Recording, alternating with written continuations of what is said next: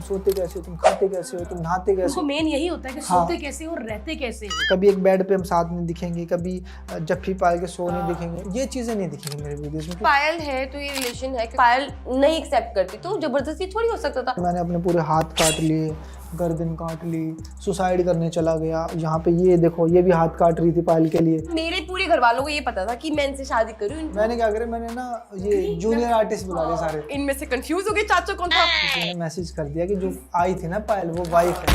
उसके 7 channel YouTube पे, 3 channel Facebook. देखो 2 बीवियों में मैं कभी भी गंदा कंटेंट नहीं दिखाता। कभी हमने एक साथ बैठ के खाना नहीं खाया कि मैं इसको भी खिला रहा हूँ, मैं इसको भी खिला रहा हूँ। अगर ये चीजें करूँ तो 100 मिलियन हो जाएंगे। मेरे सास यूट्यूबर है ना।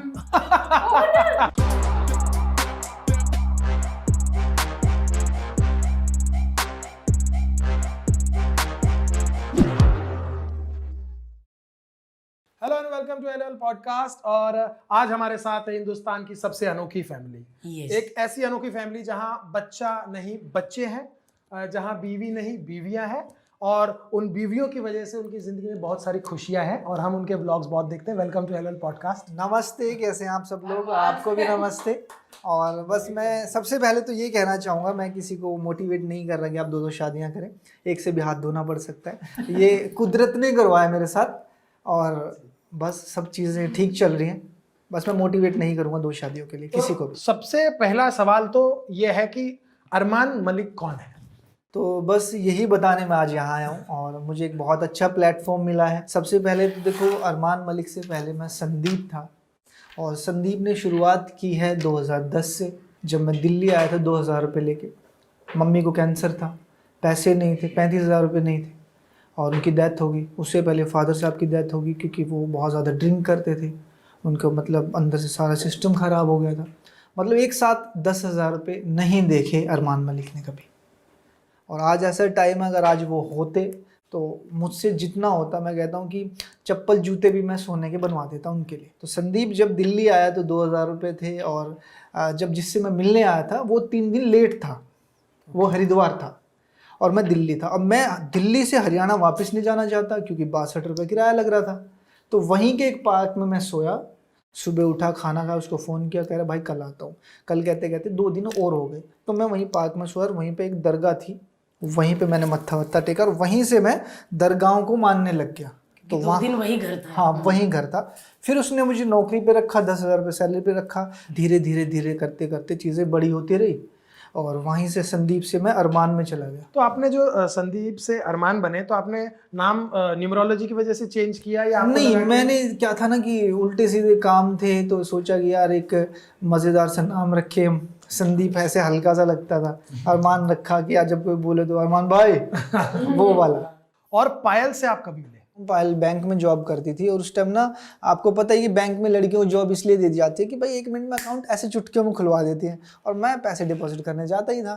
पायल से थोड़ा सा नैन में टक्का हुआ और अपना बोला शादी करनी है। तो इसने मुझे बोला भाई ऐसे पागल बनाते हैं लड़के। मैं बोला अभी करनी है। अगले दिन पायल भैया अपनी सारी ज्वेलरी उतार के आ गई थी, पहन रखी थी इसने बहुत सारी, कि भाई मेरी माँ को ये ना लगे मेरी गोल्ड वोल्ड निकल गया घर से। तो आई अपने साथ रही। रात को यार मुझे घर जाना है, मैं नहीं जाना, घर जाना है यार नहीं जाना। जैसे एक रात गुजरी ना, मैं जाना घर, करे अब वो घुसने नहीं देंगे, अब मारेंगे मुझे। टाइम हो चुका था ना और रिंग भी। तो शादी नहीं हुई थी तब? शादी नहीं हुई थी। फिर पायल को ना पूरा डाउट था कि ये छोड़ेगा मुझे। पायल ना रोज रोती थी, मुझसे कोर्ट मैरिज करो, मुझसे कोर्ट मैरिज करो। शादी की हमने मंदिर में। हाँ करेक्ट, बट वो लीगल वाली।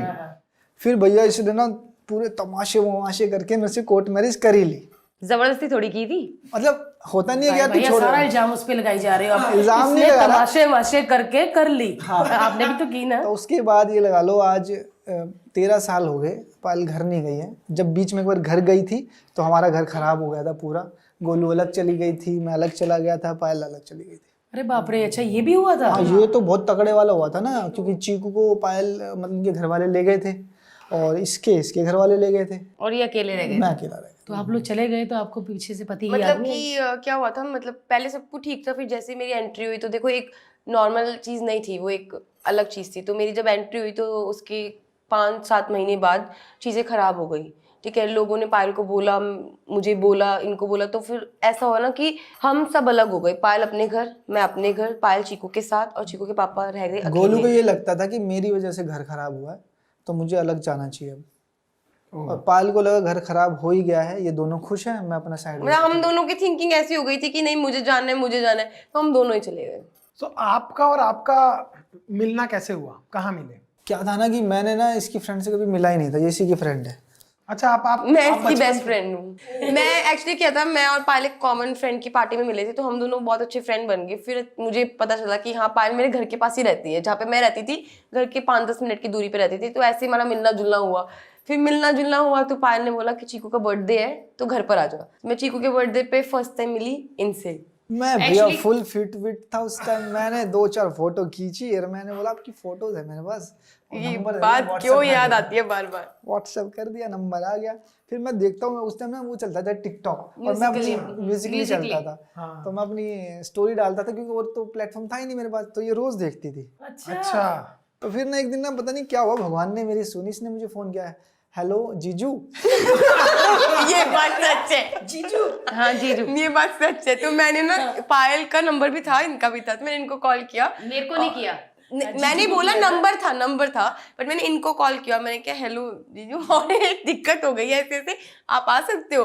तो ये कह रहे हाँ मैं अभी जिम से आई, मैं अभी आता हूँ। मैंने कहा ठीक है आप आ जाओ। जीजू तैयार बैठे थे। वहां मैं गया, वहां देखता हूँ कि ना इसकी बहन का किसी से कलेश और थाने में बिठा रखा है इनको। और भैया हम हरियाणा वाले अपने पहुंचे सीधे, मान जी क्या हुआ? बोला भैया ऐसे ऐसे दिक्कत हो रही है। मौला देखो ऐसा है, लड़की शरीफ है, इन लड़कों की दिक्कत है, इन्होंने ये किया। कह रहा है ज़्यादा स्मार्ट मत बना है, छोरी ने देख कर कोई भी हीरो बन जाएगा। मैं बोला पहली बात तो छोरी को नहीं, इससे भैया मेरी एंगेजमेंट हो रखी है। तो इसने बोला हाँ जी मेरा फियांसे है। जीजू वो मैंने उस टाइम ऐसे बोल दिया। ऐसी सरस्वती बैठी और इसने बोला फियांसे, और वहाँ से मैं उनको छुड़वा लाया। और जैसे ये मेरी तरफ आई ना तो मैंने इसको गाड़ी में बिठाया, तो मैंने बोला तुम मुझे बहुत अच्छे लगते हो, शादी वादी करनी है। तो ये अपना हंस हंस के निकल गए वहाँ से। बस ऐसे ही मुंह से निकला। और वो बात फिर जैसे ऐसे मतलब टाइम बीतता रहा, फिर अचानक से ऐसा हुआ कि हम लोगों ने भी शादी कर ली। और